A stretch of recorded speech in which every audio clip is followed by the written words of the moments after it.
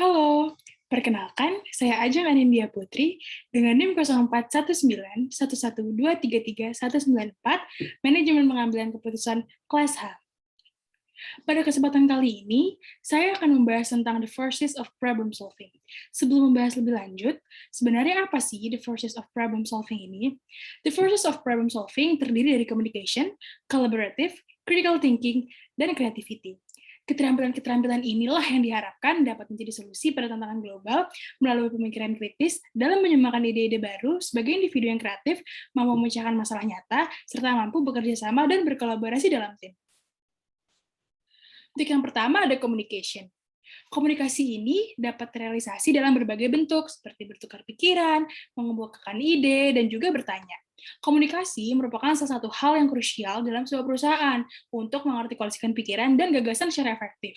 Tidak hanya berbicara secara verbal, komunikasi juga dapat berupa isyarat verbal dalam berbagai bentuk dan konteks, seperti isyarat tangan dan juga ekspresi wajah. Seperti salah satu contohnya, miskomunikasi yang terjadi antara karyawan dengan PT Cahaya Mitra Utama. Permasalahan ini terjadi disebabkan oleh perubahan kebijakan dalam perusahaan mengenai penghitungan gaji kerja karyawan. Namun, pihak perusahaan belum memberitahukan pada karyawan, sehingga karyawan merasa diperlakukan semena-mena oleh pihak perusahaan. Dunia kerja memang identik dengan kesalahan penyampaian komunikasi di suatu lingkungan kerja atau bahkan perusahaan antar individu. Permasalahan atau konflik yang terjadi ini harus diantisipasi dengan baik dan dengan sistem yang terstruktur.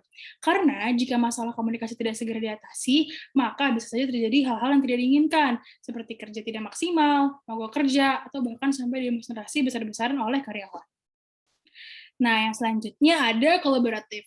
Kolaborasi menjadi salah satu aspek penting dalam memecahkan masalah, di mana dengan gambar yang lebih besar, melibatkan lebih dari sekedar perusahaan itu sendiri. Keterampilan kolaborasi sendiri melibatkan demonstrasi untuk bekerja secara efektif dengan anggota tim yang beragam untuk mencapai tujuan bersama. Dengan semakin ketat persaingan dalam sebuah usaha, hal ini mewajibkan setiap perusahaan untuk selalu mengeluarkan produk atau jasa menarik agar tidak kalah saing oleh pesaing. Kolaborasi juga merupakan salah satu cara untuk mengeluarkan produk yang lebih fresh. Penting untuk mengambil resiko dalam menjalankan bisnis, dan kolaborasi akan memberikan ruang serta keberanian untuk hal tersebut. Pengambilan resiko ini akan mendorong untuk melakukan pembelajaran yang akan menghasilkan inovasi, sehingga memungkinkan peluang yang lebih besar dan arah baru untuk masa depan. Selain itu, kolaborasi juga memberikan kesempatan untuk mendapatkan banyak inspirasi dan belajar. Karena setiap interaksi yang dilakukan dengan seseorang di luar perusahaan dapat mempelajari sesuatu yang berharga. Kolaborasi dapat menginspirasi dan membantu seseorang berpikir dengan cara baru. Contohnya, dapat dilihat dari produk kosmetik ex-influencer. Kolaborasi yang kerap kali dilakukan produk kosmetik dengan beauty influencer ini sudah cukup marak di Indonesia, mengingat banyaknya perusahaan kosmetik belakangan ini. Salah satu hasil kolaborasi yang sukses adalah The Knits Palette Multifungsi dari brand Vocalour yang dibuat bersama Tasya Farasya.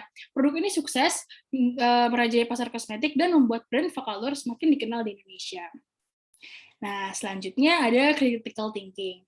Manfaat dari critical thinking sendiri ini yang paling utama adalah memudahkan seseorang untuk mengobservasi masalah yang ada. Pada dasarnya, orang dengan kemampuan critical thinking yang tinggi akan selalu berpikir rasional dan logis serta memiliki alasan yang jelas. Keuntungannya dari berpikir kritis adalah seseorang akan lebih mudah dalam mengantisipasi hal buruk dengan kemampuan observasi yang matang. Berpikir kritis dapat membuat seseorang lebih mudah dalam menjabarkan pendapat dari orang lain dan tidak mudah percaya begitu saja. Hal ini tentunya akan meminimalkan salah persepsi. Seseorang tidak akan mudah percaya terhadap siapapun tanpa adanya observasi, sehingga tidak mudah tertipu dan juga tidak gegabah dalam setiap pengambilan keputusannya. Contohnya, seperti Indosat Uridu yang menerapkan critical thinking ketika memutuskan untuk merger dengan Tri Hutchison Indonesia. Indosat Uridu memikirkan bagaimana pengetahuan dari Tri Hutchison Indonesia, bukti analisis, dan juga argumen matang sebelum yakin untuk melakukan merger. Dan yang terakhir ada creativity. Berpikir kreatif adalah suatu pemikiran yang berusaha menciptakan gagasan yang baru.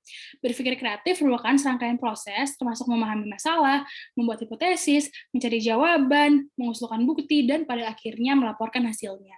Beberapa perusahaan besar yang bisa bertahan sampai puluhan tahun itu adalah perusahaan-perusahaan yang mampu beradaptasi dengan perkembangan zaman. Dengan membiasakan diri berpikir kreatif, maka ide untuk berinovasi bisa muncul di mana saja. Yang paling dibutuhkan untuk mengembangkan cara berpikir kreatif adalah kebiasaan untuk berpikir positif. Hanya orang-orang yang berpikir positiflah yang mampu berpikir kreatif, karena mereka lebih cenderung optimis. Sikap optimis inilah yang akan merangsang seseorang untuk berpikir kreatif. Rumah sakit Pertamina Jaya contohnya, perkembangan zaman membuat peran robot semakin diandalkan oleh manusia. Rumah sakit yang terletak di Cempaka Putih, Jakarta Pusat ini memiliki robot pelayanan untuk mengurangi kontak fisik antara pasien COVID-19 dengan perawat. Dua robot pelayanan tersebut memiliki berbagai fungsi, mulai dari mengantarkan obat, mengantarkan makanan, hingga konsultasi pasien COVID-19, yang mana robot tersebut memiliki fungsi seperti chatbot yang akan menjawab sejumlah pertanyaan yang sering ditanyakan oleh pasien COVID-19. Sekian dari saya, terima kasih.